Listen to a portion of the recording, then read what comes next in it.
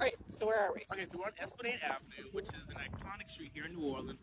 And so technically on this side, this is the French Quarter, also known as the Rue Carré. This would have been technically the end of the old city of New Orleans, essentially.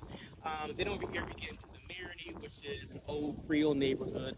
And so, but particularly where we're standing right here, would have been located one of the most notorious slave pens. And so it stretched right through here. We have a marker that kind of talks about that, and particularly the domestic slave trade in New Orleans. And so it's important to know that after the Louisiana Purchase, that New Orleans will become the largest city for the domestic slave trade in the country. And also, particularly a guy named Solomon Northup was said to have been captured and essentially kidnapped. He was a free man from up north and would have been held right here in the slave pen before being sold, and then he eventually would have been sold.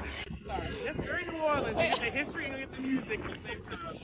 But Solomon Northup would have been held here, and then eventually would have been sold up into like more of central Louisiana, where he would have been essentially enslaved for 12 years until he could get enough people to know that he was down here and to petition for him to be removed from slavery. So